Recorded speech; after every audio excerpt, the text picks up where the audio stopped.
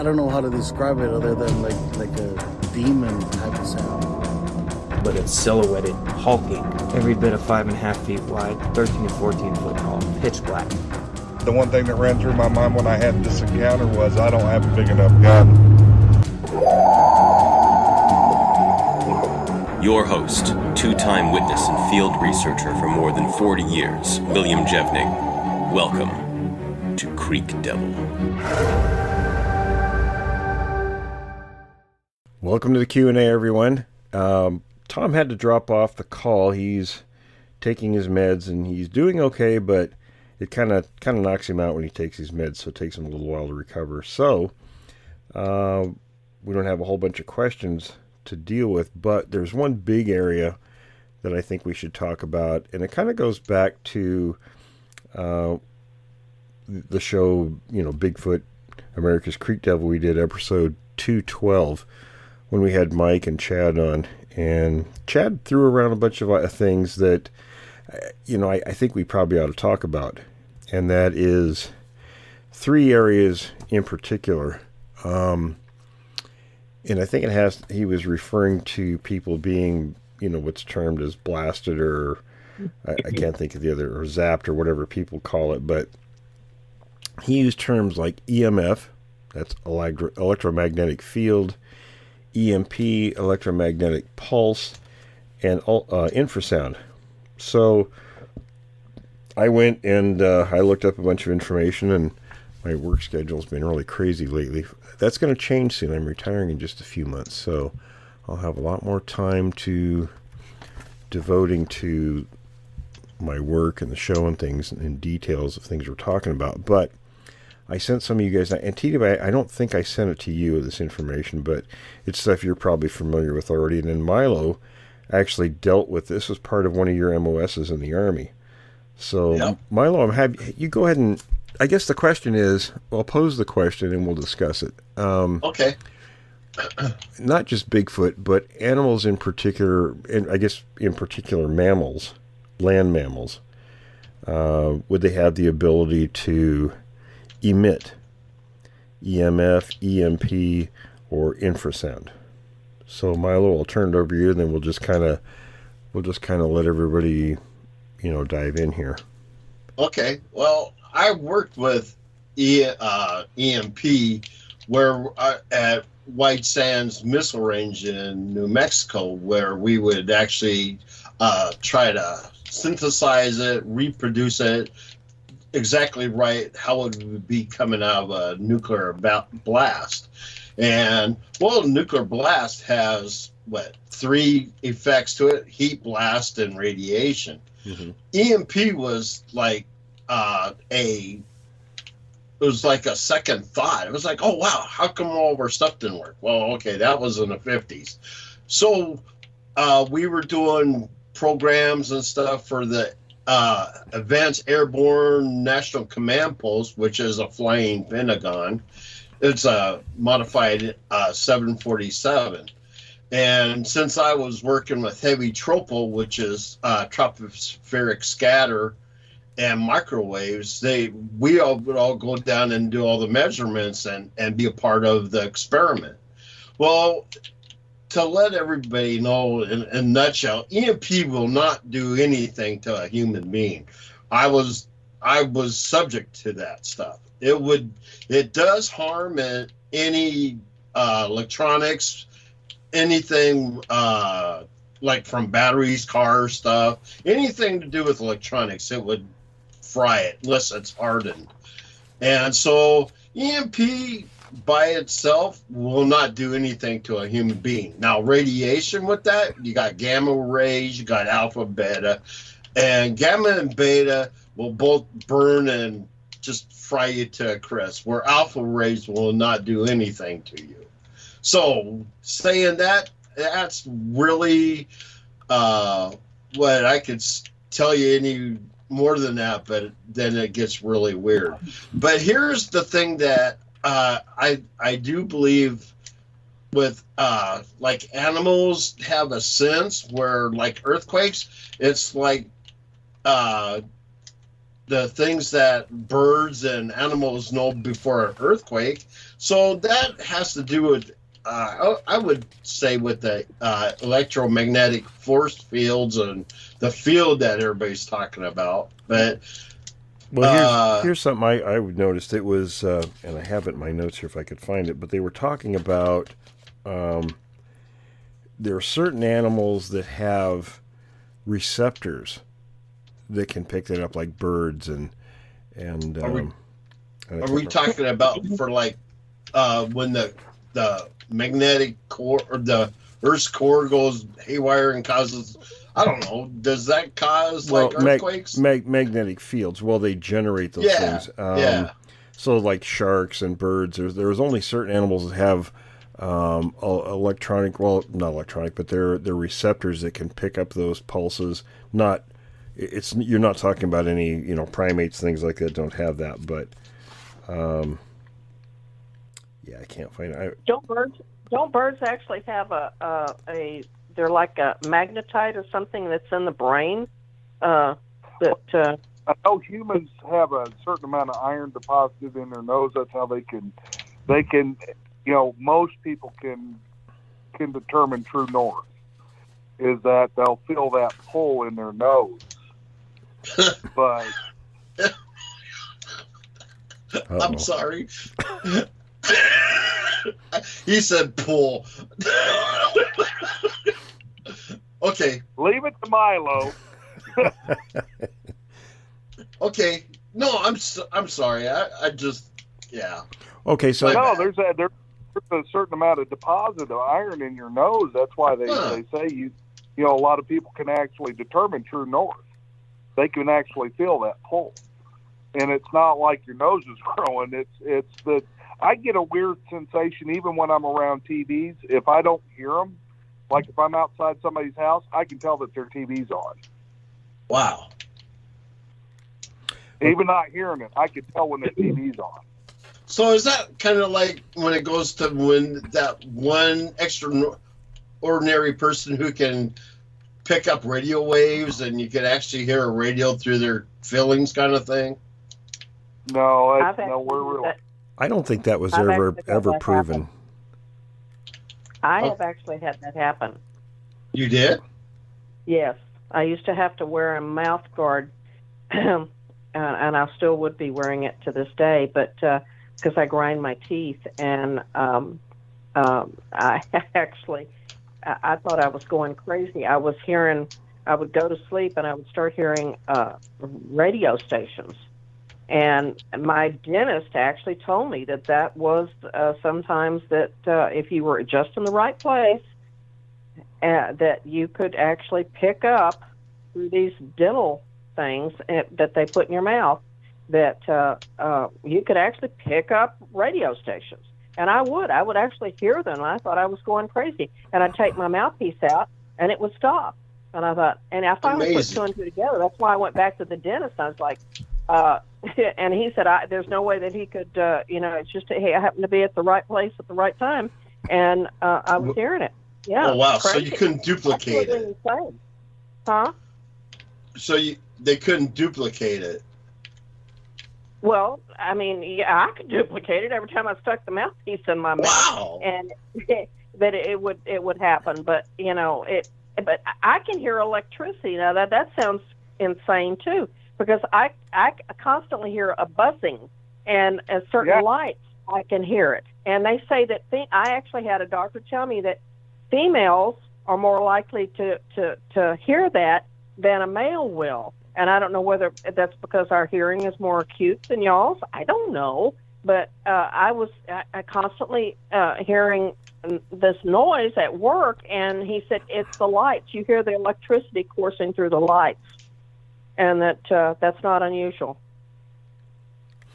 Okay, so getting back to the main theme here. Sorry, didn't mean to get off the subject. We're not talking about so much receiving these kinds of things. The questions, or what was being posed on that show was, he was saying that, and you all know, you heard and talked to him in response to putting stuff out about the creatures using EMF and EMP on people, and I don't know if he was misspeaking or what have you, but if there were any kind of effects from those two particular things, EMF and EMP, those are long-term things, like, in possible develop cancer and those kind. It's not something that's going to happen to you right there at the moment. You're going to feel it and be knocked down or whatever. Those kinds of things would cause long-term effects. Infrasound is different. In fact, I was just reading in some notes here, there were, because they talk about some of the sonic weapons. Now, sonic weapons, and Milo, you've seen this in TW2, the recent things the Army's working on, and they're kind of big emitters. They're not little things, they're kind of large. Yeah. We call them DEW weapons, direct energy weapons. Right. So now, here was says Jürgen Altman of the Dortmund University of Technology and expert in sonic weapons has said there is no reliable evidence for nausea and vomiting caused by infrasound. So what the actual effects are, and I suppose maybe it's different by individual, if an infrasound would have any effect or not, because, if Bigfoot does it, I've spent, 50 years out tromping around the forest and have never felt the effects of anything like that. And I've been, Milo and I, we've been close to these things a few times. Never felt any effects like that. No, other than peeing my pants. Well, that was from seeing the thing. Yeah. Well, yeah. I mean, wouldn't could something like be generated more by fear of what you've seen? Okay, so you peed your pants. I mean, that's something we've heard several people say. Yeah, that's a reaction, a fear reaction. That's a fear. That's a fear. I know response. I didn't get sick. I know I wasn't sick. Yeah, I don't think any of us ever had any effects like that people talk about. No, but there's other people that have reported that they felt like they were sick when they were in close proximity to these animals.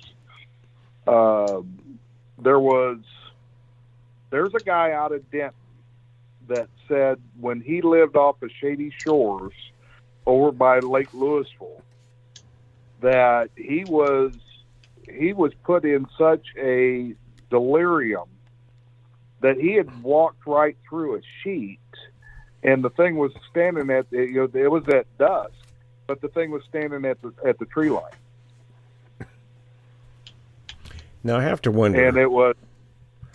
I do have to wonder though. I mean, is it infrasound or is it a psychological response? Because it's extremely traumatic. And you guys all know, we've all seen the things. It's extremely traumatic encountering one of these things. So is it more about psychology or is it actual, a physical response to a stimulus? Maybe it's a combination of the two. That's a good point. Yeah. Well, I mean, they've had incidences. We know that tigers. This is a known fact that tigers create infrasound, and that they have had people that actually have walked directly, just all of a sudden started walking directly towards a tiger, while everybody else is screaming at them to stop, and but they were just like they were the only one that was really responding to it. So I think that maybe it's a situation where you have, just like myself when I was talking about the electricity, hearing it. Not everybody is gonna hear that, and of course that's something that's generated mechanically. But here you've got something, and it's totally different what the tiger is doing. But you've seen enough pictures of tigers and I don't know about lions, but I know they've proven it with tigers. That the prey will just stand there like they're frozen, Hypnotized. And this guy was literally walking towards it, and they finally were able to, and I don't remember if they were telling this story, so I never saw it, but whether they tackled him or what, it's like, stop, you need to. You're walking right towards this tiger. So, and the tiger was like totally fixated on him. So I don't know whether they can actually pinpoint it towards individuals, or they can just emit it, and then maybe one individual that might be susceptible to it will react. I think that's probably more likely, because how would you pinpoint it? Well, I don't know. I have no idea. I have no idea whatsoever. It'd be interesting, I guess, to see if we were privy to like the Army's test with these new things they're making that sort of work that way, as deterrents for, I can't remember even what they call them. You guys know what I'm talking about. You've seen the videos with the big emitters they have, and they're testing this stuff.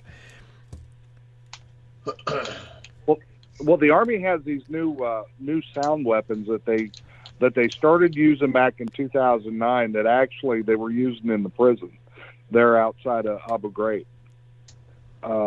That when they started having prison riots, if you were in the wake of that sound blast, you got physically ill. Yeah. That's what I was wondering. I want to say that they were what the physical effects would be. I can find out more about that one. But all the stuff that we worked with as direct energy, like everything from heat,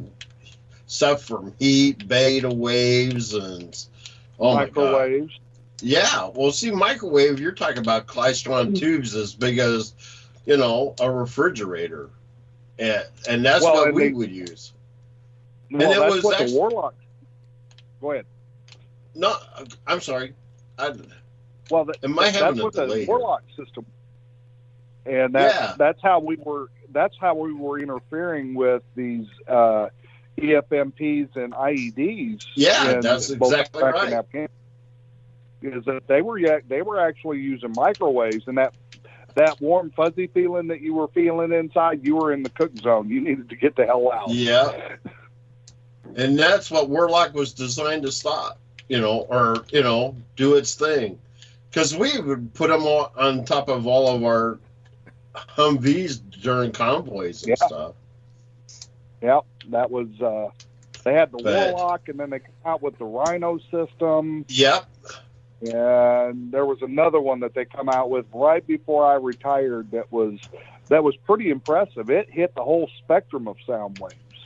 Yeah. And any radio wave emitted is a sound wave, but it interfered with as little as Radio Shack remote controlled vehicles, clear up to these pretty sophisticated. They had shut down those systems when they were launching Predators. The Predator drones. That's right. I remember they had those systems down because it interrupt the signal. Yeah. Well, I know that's when we would actually have a colored code system for all the roads, and when they went black, you couldn't move, and that's why they had it. It was because Predator was up. Well, can I ask a question? Didn't they have, we were talking about nausea and all that, or being a reaction to infrasound. Didn't we have a embassy where the embassy employees were complaining that the Russians, I believe it was the Russians. I think I heard that. Yes.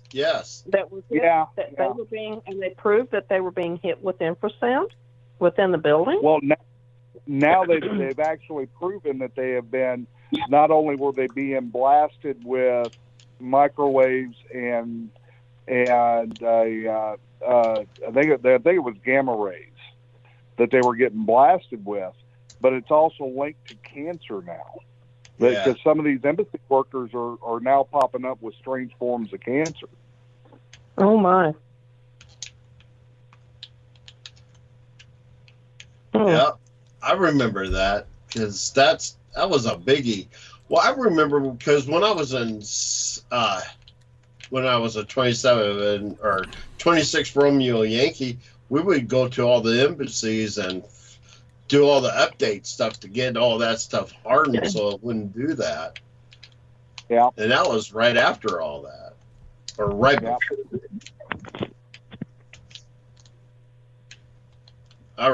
So yeah, that's one reason why I was stationed at Fort Echuca, Arizona, and we would definitely go I mean, I would do everything from Australia, all the embassies that were specific to, wherever they were, Thailand, Australia, Japan. That's where all my stuff was. So. Okay, so the three things they were talking about, Chad was talking about on that show. So EMP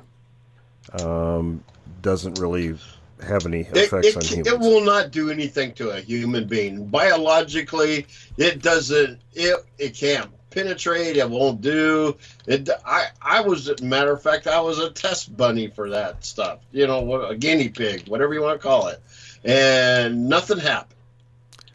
Same with EMF. Well, I was going to say, can I jump in here? Yeah. If anybody's seen the movie War of the Worlds, with Yes. the one with Tom Cruise, that is a prime example of an EMP, because that's what the supposed aliens were hitting everybody with. And they always say that if China or Russia attacks the U.S., they're not going to nuke us with nuclear bombs.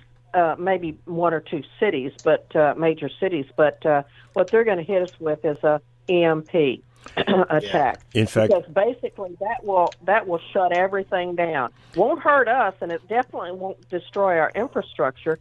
But if you saw that movie, you see all these cars. I mean, people are their cars are literally stopping on the road, and the only one that did finally start was because the mechanic had removed, I believe it was the starter. Am I correct on that? Well, from the car, and then had put it back in afterwards, and so they were able to start it up afterwards.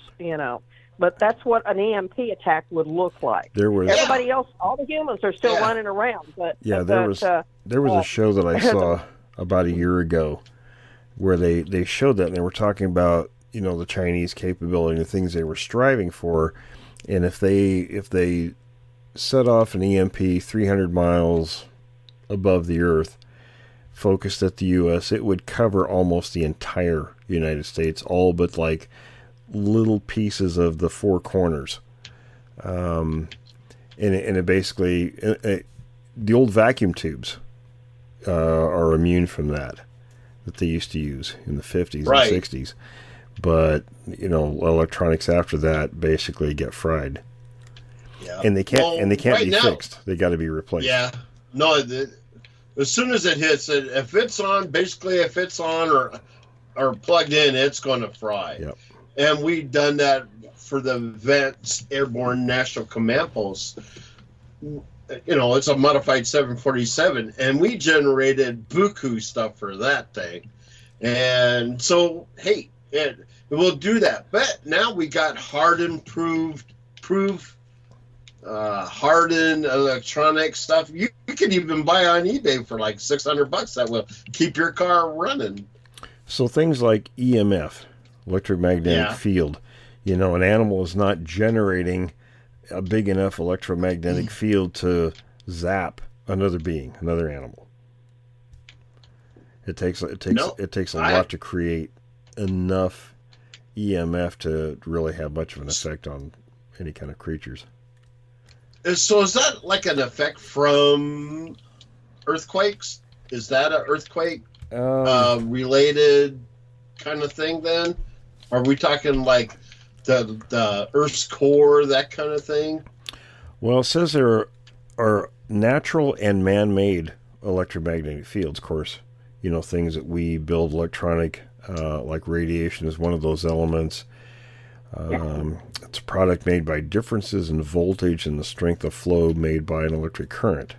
That's what it says about an electromagnetic field. Well, now it says natural ones are things like thunderstorms. Those that allow a compass to determine where it's north or south. I guess it can screw that up. Man-made EMF fields includes X-ray machines, electric wirings, high-frequency waves transmitted by television stations and cell phone electric magnets and that kind of cell phone providers. Yeah, big ones. Yeah. It says that exposure to EMF can negatively impact human health. There are also studies on the relationship between EMF exposure and development of cancer cells. Says, well, it is a radiation. Right. It's still radiation. Exactly. So that's what we're talking about with EMF. EMF. Oh, go ahead, Yeah. Dave. EMF, you usually have to be exposed to that for a prolonged amount of time before you start feeling the effects. Right. Well, here's one thing from going through nuclear biological chemical warfare schools. It never dissipates. It always accumulates. Right. So Right. Your body never gets rid of it. You remember, Milo, back in the late 70s, the Army used to have us, they carry those dose meters. We'd practice with them. Look like a pen you put on your pocket. Yeah. And,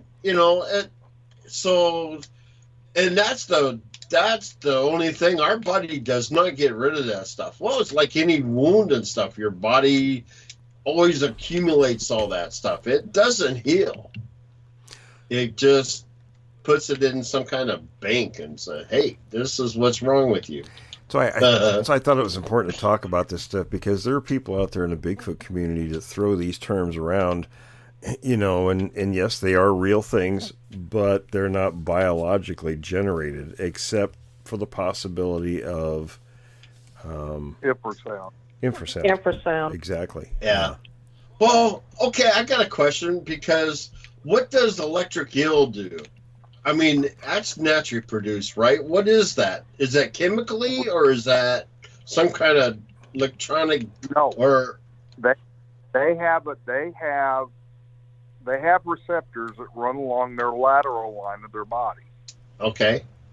and their body generates electricity, and these receptors are almost like batteries. They could deplete their electrical charge. So a capacitor kind of thing. Yeah, exactly. So Okay. that's why, when some people, if they have a run-in with an electric eel, hell, Milo, you spend as much time in combat arms as I did. Yes. You ever go down to Panama? Yes, I did. I ate. You go to jail? Yeah. Yeah, What? well, and that's one thing they teach is, hey, look, if you have a run-in with an electric eel, pray to God that damn thing hadn't discharged its cells Up to 50,000 volts. Yeah. Yeah, because it's been known to kill people. It's actually killed livestock and horses. I watched a video on YouTube where a horse stepped into a mud puddle and an electric eel bit it, but the lateral lines discharged. Those receptors discharged, and it knocked that horse down into the water. So the question was, did it die from electricity or did it die from drowning? Yeah. Well, that's a good question, because they never did complete a necropsy on that horse, but with horses as sensitive as a horse is, I'd almost say it probably died from the electrical discharge. Yeah. There was an alligator that tried to eat one time, and it killed the alligator. Yeah. See, Yeah. now that's Alligator. yeah. But that's So a what- defense mechanism, isn't it, though? Yeah. Well, it's defense in hunting. They disrupt the electrical charge in fishes. That's how they hunt. They'll, their prey comes in within close. They'll discharge those receptors or those batteries along their lateral line, and it disorients the fish. It's like we used to do when I was in college. We'd have to go electroshock a lake, do a fish count. Never killed them. It just disorients them, and then next thing you know, they're floating to the surface, and we're scooping them up with nets. But they within just a few minutes, they come to. They're still alive. That kind of made me think of something funny that happened once. Oh, you got a joke? Well, not a joke. Milo, you remember Mark. Shit. You remember Mark, right? Yes. Well, me and Mark we had a class in junior high. I think it was before we met you. And we were in the library, and they're carpeted, so it was one of those carpets where if you scoot your feet a little bit, you can zap your buddies. And we both got swats for it. Yes, I remember. Got our butts beat for zapping each other. Yeah. That was a fun. Yeah, I remember that library. That was a little off topic, Carpet. but It's amazing y'all ever made it through school. Did you ever do anything constructive? Yes, I brought snakes into my Spanish English class. He did. Well, we were seniors. We were seniors. It was the last quarter of school. We were done. We didn't even need that class. I think the only class we had was civics. It was required. We were done with everything. And the teacher didn't like us. She let it be known, so we kind of adopted the same feeling back. And we did things. We did things daily. I'm sure she ended up in a rubber room somewhere afterwards. Yeah. I used to put not used condoms, but nasty condoms on her doorknob. You know, you'd think she would figure it out too. We'd all be standing there. We had her class after lunch. So we'd take the little squares of butter that they had at lunch every day, and there were like, what was there, 8 or 9 of us in our group standing there along the door. She'd have the door locked, and we'd be standing there waiting, grinning at her. And we, of course, even took the hinges off that one time. We buttered the doorknob every single day. And every single day she'd reach up and grab it and get a handful of butter. You would think after the first couple of times she'd figure out we were standing there grinning at her that we did something. Yeah. Oh, you boys. Oh, that was bad. Even the other teachers didn't like her, and I won't tell you that story, but we'll talk about it when we're done. But okay, so I guess since we kind of discussed this roundabout away with all this, so I think it's important for people listening to understand that, you know, be careful when you listen to people out there who make claims about the Sasquatch and their abilities, to look into what those abilities are. You know, if somebody says, well, they can do EMP or they can do EMF, well, we discussed it, but look it up for yourself. And infrasound is one of those things. It's relatively new, so it's not well understood as it applies to animal uses. So it is possible, certainly, and some animals do it. The Sasquatches probably do it, but that's the exception with these 3 individual topics. So any final thoughts, guys, before we wrap this session up? No, that's cool. Chuck, any thoughts? Is Chuck still with us? There he is. Just another good show. David? Nothing from me. TW, how about you? No. Just be careful on, chlorophyll, color-filled medellas on the hair coat, because I'm still kind of reeling over that one. Yeah. Oh yeah, we'll have to bring that up on the next one. Forrest, how about you? Any final thoughts? Light bending, huh? You're talking about the light bending there? Hold on. Forrest? I forgot about the rainbow colors, the rainbow coalition within Bigfoot colony. Yes. So I will make the comment. I don't know if I think we talked about this afterwards, but translucent fur, the only mammal that, as far as I know, that has translucent fur is the polar bear, and there's a reason for that. So anyway. I people just need not to jump to conclusions, and if there's something that really gets thrown out there that just sounds kind of weird and wacky, you know what? Usually it is weird and wacky, and maybe you need to take the time to actually investigate it a little bit. If you got a question, look it up. Don't just assume that whatever you're being told or whatever's thrown out there is correct.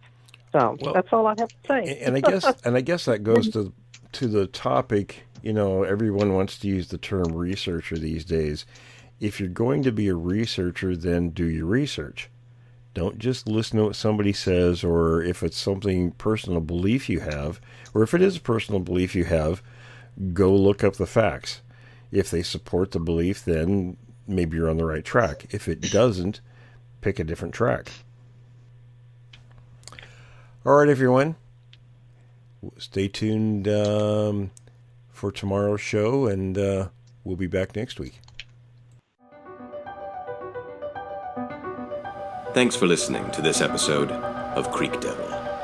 If you or anyone you know has had an encounter with these creatures, please contact us at williamjevning@yahoo.com. That's William, Jevning, @yahoo.com. All communication is confidential. Join us for another program next week. And until then, keep your eyes open out there.